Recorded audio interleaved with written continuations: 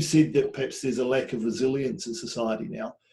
Do you think that not only have we not put ourselves in that situation to develop resilience, but we're also perhaps being taught that we're powerless? Like with this virus, for instance, we're kind of it's being suggested to us that there's nothing much we can do about it. You can't improve your immune system. You just have to sit in your home and cross your fingers. But having run leprosy wards in the highlands of Papua New Guinea, having worked with you and the Special Forces, having studied with the Apache in Arizona, that's not traditionally what we got taught as a species. We got taught how to develop resilience and practice it, and that it was well within our means to develop that resilience. Are you worried that not only are we living lives that don't develop resilience, but we're being actively told that we can't develop it? Yes. Look, and it's something I'm within the Warriors Path Academy. It's one of the main themes of what I'm trying to get across there. It comes down to the phraseology and the name of Jocko Willink's book. It's extreme ownership. I don't think we possess that. We need to get back to being self-responsible, self-reliant. Yes, we can be assisted by external agencies or organizations and information, education and everything else. But at the end of the day, it can't be done for us. Now, people sit there, and early on, when the COVID-19 sort of outbreak occurred, people were going, this is like going to be the next Spanish flu. It's going to be, unstoppable. And going, I've been teaching strong body, strong mind as a base concept. It's the tagline of my business for the last 10 years. Strong body is not about big biceps. Strong body is about good gut health, strong immune system.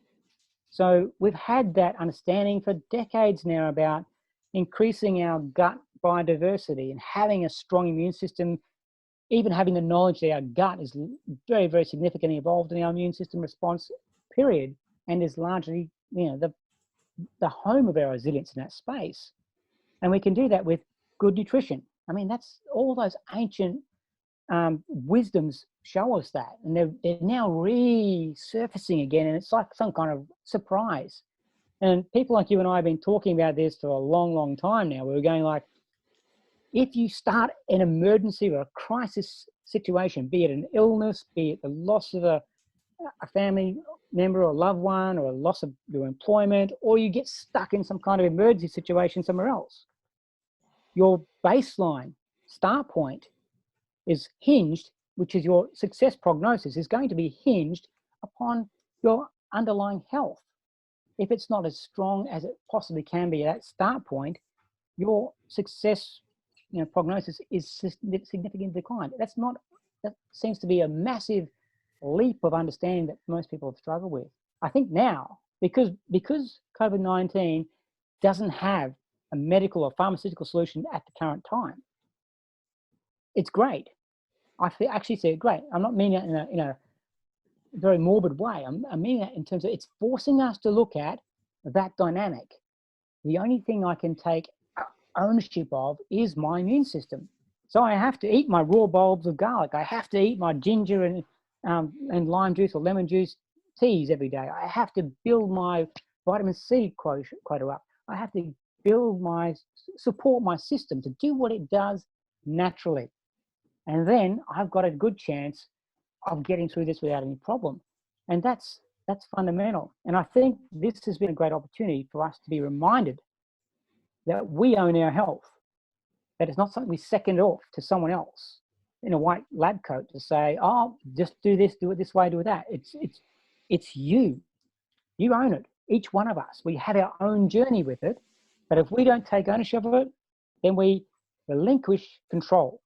And we've already spoken about familiarity, routine, and control. That's the things that human psychology needs to feel safe.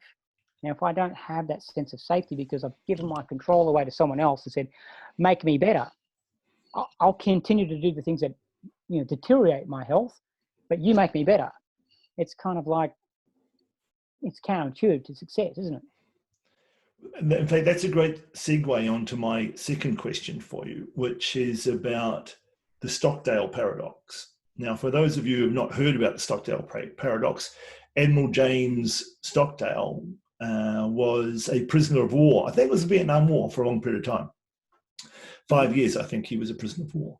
And he found that the people who did worst as a prisoner of war were those who were deluded about their situation. They thought they were going to be in there a week, and then somebody would come and save them. And he found they were the people who did worse. And there's many people who think, well, we'll just sit around our house for 2 weeks and isolate ourselves, and then we'll walk back out there and the world will be the same again. And it's not. It's never going to be the same after we're going through. And Stockdale found that there was a big difference between faith and discipline. There were some people who had faith that they were just going to be rescued after a week. And then there were those who had the discipline to understand the situation that they were in, and they might not be saved. They always had the understanding that they would eventually get out, but they did have the discipline to understand about what they needed to do in the short and long term until that happened. They weren't going to be rescued in a week. Can you discuss the Stockdale paradox a little bit, and how that's applicable to now, and that perhaps we do need to have an understanding that life is not going to be the same after we get out from this situation? Mate, from about the same time I introduced, would have been probably the battle breathing into the curriculum here at the survival school, I also threw in there the early work of a lovely lady called Elizabeth Kubler-Ross, who was a psychiatrist who's passed now. But I read her work out of interest because she templated a process of human grief, a model of human grieving. And when I read that from a survival experienced basis, I went, that's exactly what happens when we're in personal crisis. You know, we go through this DABDA process of denial, anger. She used bargaining. I changed the words around a little bit to suit survival and resilience. So, but it was basically denial, apathy, not wanting to know about it, anger, which is the frustration and the anxiety associated with that. She used bargaining. I replaced it with blame, because we have a very blame-centric culture in our modern world now. It's always someone else's fault, never ours. That's the ownership thing again. And then she had depression, which was that sense of being completely, deflated, defeated. I just used defeat in there because we all cycle through those type of things, not necessarily in that order, but we all had this sort of cyclic process of experiencing emotions when we get that bad news. And that puts us into what I refer to as a victim mindset. Now, this is the bomb with the science in that space. We know now that there's what we call the small brain in our heart now. Okay, so we've got neural peptides down here as well in our heart space, and we feel emotions. We don't think emotions, we feel emotions. And then when you look at Elizabeth's work in that space, you can see clearly those descriptors are emotion descriptors, and they make us feel disempowered. We're not in control of things there. We're waiting to be rescued, which is something I fundamentally disagree with, because it puts us into this, I'm unable to do anything to change my circumstance or situation. I've got to be helped, which takes us back to sort of the beginning of things here. When you look at the next mnemonic letter in that DABDA process you see outlined, it's acceptance. Now I use acceptance / action. So it doesn't matter what you do. And I drew a dotted line on the whiteboard where I'm teaching this way. It wasn't in Elizabeth's original model. She just had the 5 words. But I went, let's put a dotted line there, because what happens at a heuristic, a semantic level, when we step across the line from victim to action, we accept the situation. We know in the survival community and literature and a lot of other history for a long, long time. And you just mentioned about the Stockdale sort of framing of the same concept. When we accept a situation, doesn't mean we succumb to it and we submit to it. We accept it as what it is. This is it. So rather than pretending it's not going to affect us, it is affecting us. And we use courage then to take action. Big shift in the way people's survival prognosis now looks. You stay above that line and you will, and I'll be completely honest, I've been through severe training and severe experiences in my life where you definitely find yourself crossing back over again and going, oh, I'm having a really bad day. And you're up there in the first part of that victim mindset space. But then it comes down to discipline again, Greg, to go, okay, I'm listening to what my head's saying and I'm all into, I can't, this is too much, I'm not going to get through this, blah, blah, blah. Victim thinking, languaging, internal languaging, but it's there. Then it becomes a red flag process, as we were talking about earlier with the stopper thing. You go, okay, how do I get to the A in stopper, which is act? Well, I have to do it. You can't do it for me. He can't do it for me. No one can do it for me. I have to just go, this is what it is. Get over there and just do something about it. That's the big resilience key from what I can see. And all of my experience to date and the research and the reading has all seemed to push me in that direction of understanding it that way. Up there, you're a victim, and that can be of anything that you create in your perceived awareness. And then you have the same power to focus it down into action and acceptance. And we have that sort of semantic problem with the word acceptance. It's like, oh, I'm accepting being a victim. No, I'm accepting the situation as if I'm no longer resisting its reality and I'm just getting on with it. And I use that phraseology, the great marketing slogan of Nike still, just do it. But you can't just do victimhood. You got to get across that line and you got to just do the action that you can objectively perceive to be the most logical and plausible thing to do in your situation, circumstance. And that, I think, is all a reasonable person can be expected to do. Yeah. And Stockdale would say, well, don't be a victim, but also have the discipline to understand that things are going to change and therefore default back into what you've been telling us, orientate, plan, take action. That you're going to, no matter what happens, things aren't going to be the same. So you have to be sitting home now, if I'm understanding you right, not being a victim, but also going, things are definitely not going to be the same, and perhaps no one is going to come and save me. So I better come up with a plan and take action for myself, because everything is not going to be the same in 2 weeks' time as it was before.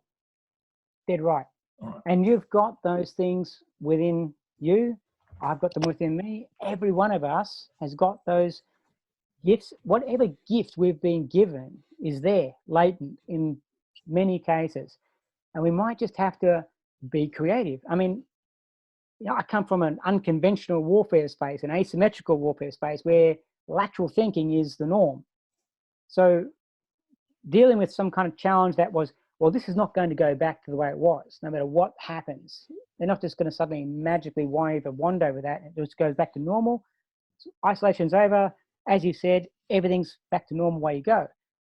We're in a new world already. Change has happened. It's going to continue to reshape the world we experience. But I regard this, if you take this almost to a spiritual level as well, let's look at the victimhood side of that.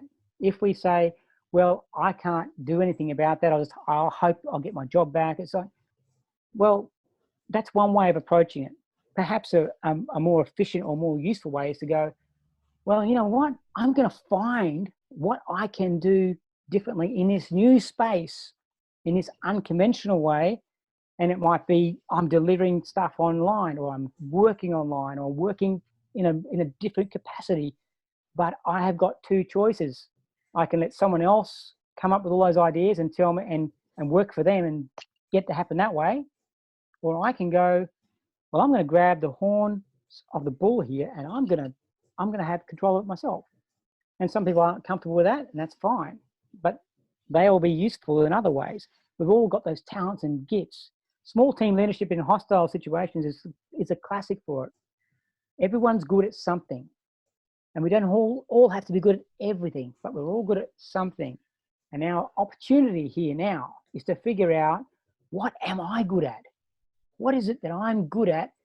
Okay, I'm good at this, this, and this. Well, how can I now make that pay the bills? What can I do with that gift, that talent? because it's not just sitting there going to waste if I use it. But most of us go through our lives, go to school, go to university, get a job, pay taxes, die. And we don't get the opportunity to use those gifts. You do.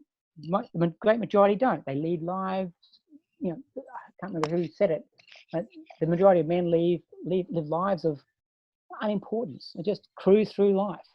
Being on cruise control, to me, is kind of like, well, it's a dull experience. And we have the opportunity now to dig in and go, well, okay, what have I got? What's in here? Really scan through the system and go, I'm good at this, this, and this. I reckon that'd be useful. And here's the next trick, Greg. If we can do something for someone else, we've got a job. If we can do something, one of those gifts we can identify can do something for someone else. Remember what I said? Everyone's not good at everything. So I've got to find out what I'm good at, and that's going to be my speciality. And if I can do that and it makes someone else's life easier, I've got a business. And I've just got to work out the delivery modalities of that, which is not a great leap. We're doing it right now. This might be the new way of doing a great majority of business. And it has been for a while already. It's just now expanded exponentially. So if I can do those things, make someone else's life easier, they pay me to do it. And then I'm moving forward. Then I'm into action. So, but it all comes back to Jocko Willink's book title.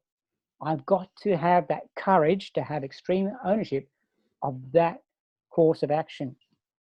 And that's something that's probably foreign to a lot of people. But we like the comforts, we like the safety, we like the security. The job's it's the regular income streams. All those things are there. But here's a chance, probably once in a lifetime, to just do something a little bit different. And rather than be intimidated by it, to just grab the bull by the horns and go, let's have you. Come on. Let's see what we've really got, before life just slips by. So, in summary, take this opportunity to work out, what am I really good at? And what is the new world really going to need? Because it's going to be, there's almost certainly a financial reset coming.